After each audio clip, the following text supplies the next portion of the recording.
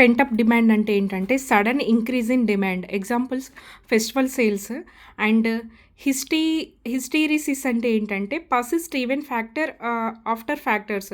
For examples Covid టైంలో ఏంటి Covid అయిపోయాక కూడా సేవింగ్స్ అనేవి కరెక్ట్‌గా చేయడము, అలాంటివి కంటిన్యూ అయ్యాయి కదా! సో, అది.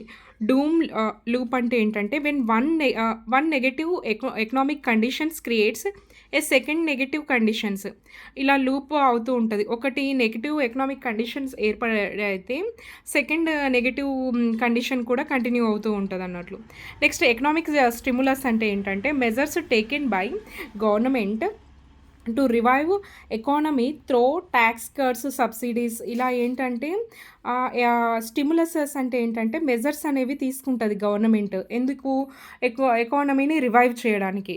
నెక్స్ట్ ఫ్రంట్ లోడింగ్ సిచ్యువేషన్ ఏంటంటే large amount of money is delivered in every ఈ early stage of programme. Early stage of programme ఏంటంటే ఫస్ట్ స్టేజ్లోనే చాలా అమౌంట్ అనేది బల్క్లో డెలివరీ చేయడము ఫ్రంట్ లోడింగ్ సిచ్యువేషన్ అంటారు దాన్ని. ఓవర్ హీటింగ్ ఆఫ్ ఎకానమీ అంటే ఏంటంటే economy grow at high rate leading inflation especially after the economic stimulus is withdrawn. ఎప్పుడైతే ఎకనామిక్ స్టిమ్యులస్ అనేవి విత్డ్రాన్ అవుతుందో అప్పుడు ఎకానమీ అనేది చాలా హై రేట్లో గ్రో అవుతుంది.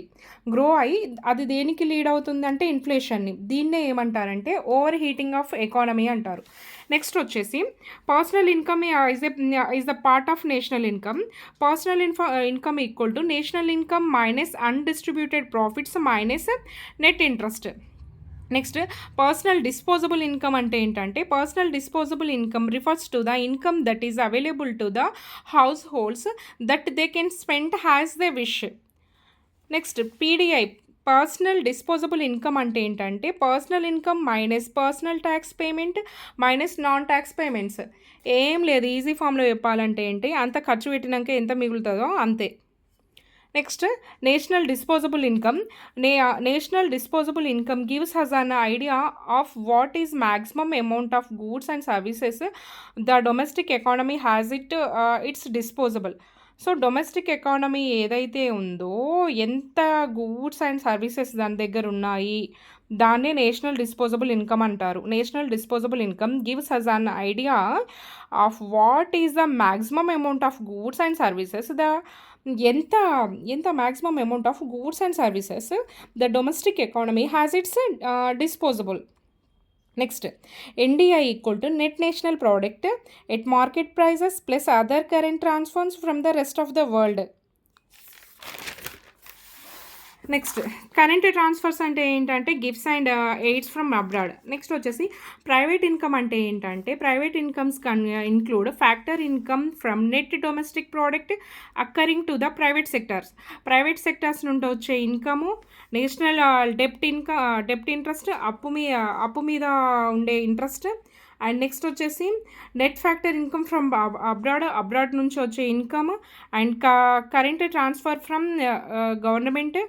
అండ్ ఇంకొకటి ఏంటంటే other net transfers from the rest of the world. ఇవన్నీ కలిపితేనే private income. Next NNP at market cost వచ్చేసి ఎన్ఎన్పి ఎట్ మార్కెట్ కాస్ట్ అంటే ఏంటంటే NNP at factor cost plus indirect taxes minus subsidies. Taxes ఎప్పుడు కూడా plus చేయాలి ఆ market NNP at factor కాస్ట్కి, అండ్ సబ్సిడీస్ డిడక్ట్ చేయాలి. ఇది మొత్తం దేనికి అంటే మార్కెట్ కాస్ట్కి.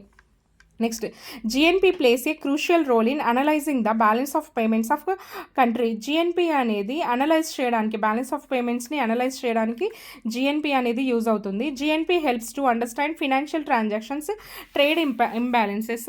And GNP utilised for cross country comparisons. Factors led to increase savings in economy. Savings in ఎకానమీకి ఫ్యాక్టర్స్ ఏంటంటే గ్రోత్ ఆఫ్ ఫినాన్షియల్ ఇంటర్మీడియటరీస్. ఏంటంటే బ్యాంక్స్ లాంటివి పెంచడం వల్ల ఏంటంటే సేవింగ్స్ పెరుగుతాయి. నెక్స్ట్ స్టేబుల్ ఇన్ఫ్లేషన్ రేట్ వల్ల కూడా సేవింగ్స్ అనేవి పెరుగుతాయి. నెక్స్ట్ వచ్చేసి పాజిటివ్ రియల్ ఇంట్రెస్ట్ రేట్ ఉండాలి. ఫోర్త్ వన్ వచ్చేసి rise in per capital income. So income ఎక్కువ వస్తే సేవింగ్స్ కూడా యాజ్ యూజువల్గా ఎక్కువగానే ఉంటాయి. Next total fertility rate in India above at replacement level. ఎలా ఉంది అంటే ఎబోవ్ ఉంది, రీప్లేస్మెంట్ లెవెల్ కంటే ఎబోవ్ ఉంది. ఎంత అంటే ఎంత ఉందంటే 2.1 చిల్డ్రన్ పర్ ఉమెన్. మరి తెలంగాణలో చూసుకుంటే అది ఎంత ఉందంటే 1.8 ఉంది. కేరళ వచ్చేసి lowest decadal growth rate of population, life expectancy increased to 70 years in 2019. So life expectancy ఇప్పుడు ఎంత ఉంది, 2019 నాటికి చూసుకున్నట్లయితే 70 సంవత్సరాలకు ఉంది. చైల్డ్ సెక్స్ రేషియో చూసుకుంటే లాస్ట్ టైం ఎంత ఉండేది అంటే 2001లో 927 ఉంటే 2011లో చైల్డ్ సెక్స్ రేషియో వచ్చేసి 919 ఉంది ఇండియాది. 2011లో అరుణాచల్ ప్రదేశ్ అనేది హైయెస్ట్ సెక్స్ రేషియో ఉంది, ఎంత 972/1000. అండ్ హర్యానా వచ్చేసి లోయెస్ట్ చైల్డ్ సెక్స్ రేషియో ఉంది, ఎంత 834/1000. అండమాన్ అండ్ నికోబార్ యూటీలలో చూసుకుంటే హైయెస్ట్ సెక్స్ రేషియో ఉంది, అండమాన్ అండ్ నికోబార్ 968/1000. ఈ ఆప్టిమమ్ పాపులేషన్ అంటే ఏంటంటే the optimum living standard of it's human population is balanced by the resources available in the country. ఏం లేదు, హ్యూమన్ పాపులేషన్కి రీసోర్సెస్కి బ్యాలెన్స్ ఉన్నట్లయితే దాన్నే ఆప్టిమమ్ పాపులేషన్ అంటారు. లార్జెస్ట్ లేబర్ ఫోర్స్ అనేది ఎక్కడ ఉందంటే చైనాలో ఉంది, సెకండ్ ప్లేస్ ఇండియా, తర్వాత US. Next female labour force అనేది అధికంగా ఎక్కడుందంటే రూరల్ ఏరియాస్లో అధికంగా ఉంది. Mission for integrated development of horticulture చూసుకున్నట్లయితే MIDH వచ్చేసి ఇది సెంట్రల్లీ స్పాన్సర్డ్ స్కీమ్. ఎంత కాంట్రిబ్యూషన్ ఉంది అంటే సెంట్రల్ వచ్చేసి 60% అండ్ స్టేట్ వచ్చేసి 40%. నార్థన్ స్టేట్ యాజ్ యూజువల్గా 90% సెంట్రల్ కాంట్రిబ్యూట్ చేస్తుంది. MIDH వచ్చేసి implemented under green revolution, Krishonnati Yojana. And father of Indian horticulture ఎవరు అంటే MH మరిగౌడ. నెక్స్ట్ వచ్చేసి top agri imports of India 2021 చూసుకుంటే వెజిటబుల్ ఆయిల్ ఉంది. నెక్స్ట్ అగ్రి ఎక్స్పోర్ట్స్ చూసుకున్నట్లయితే ఎక్స్పోర్ట్స్ వచ్చేసి marine products, non basmati rice and sugar. First one ఏంటి, marine products. Second one non basmati rice and third one sugar. Agri trade surplus చూసుకుంటే ఎంత ఉందంటే 17.85 billion ఉంది agriculture trade surplus అనేది. ఇది ప్రీవియస్ ఇయర్స్తో పోలిస్తే ఇప్పుడు 17.85 అనేది చాలా తక్కువగా ఉంది. నెక్స్ట్ వచ్చేసి మన బడ్జెట్ 2024లో 9 ప్రియారిటీస్ ఏంటంటే productivity and resilience in agriculture, and second one వచ్చేసి employment and skilling, third one వచ్చేసి inclusive human resource development and social justice, and fourth one manufacturing and services, fifth one వచ్చేసి urban development, sixth one energy security, seventh one infrastructure, eighth one innovation research development, ninth one next generation reforms. Example ఏంటంటే ఇక్కడ ఒక చిన్న tip ఏంటంటే మనకి core areas ఏంటి, agriculture, manufacturing, services, ఇవి మూడు ఉన్నాయి. ఈ మూడు ఎంత ఎంప్లాయ్మెంట్ క్రియేట్ చేస్తాయి. ఓకే, ఎంప్లాయీస్కి స్కిల్ ఉంటేనే ఎంప్లాయ్మెంట్ ఉంటుంది. నెక్స్ట్ వచ్చేసి మంచి ఎంప్లాయ్మెంట్ ఉంటే హ్యూమన్ రిసోర్స్ డెవలప్మెంట్ అనేది జరుగుతుంది, దాని ద్వారానే సోషల్ జస్టిస్ వస్తుంది. ఓకేనా, ఇది మంచి హ్యూమన్ డెవలప్మెంట్ జరిగితే అర్బన్ డెవలప్మెంట్ ఆటోమేటిక్గా జరుగుతుంది. వీటన్నిటికీ ఎనర్జీ కావాలి, ఎనర్జీ సెక్యూరిటీ ఉండాలి. ఇవన్నీ ఒక చోటు ఉండాలంటే ప్రాపర్ ఇన్ఫ్రాస్ట్రక్చర్ అనేది ఉండాలి. ఇన్ఫ్రాస్ట్రక్చర్ అనేది ఎట్లుండాలంటే మంచి ఇన్నోవేషన్ ఉంటేనే ఇన్ఫ్రాస్ట్రక్చర్ ఉంటుంది. ఇవన్నీ దేనికి లీడ్ అవుతున్నాయి అంటే నెక్స్ట్ జనరేషన్ రిఫార్మ్స్కి. చిన్న టిప్.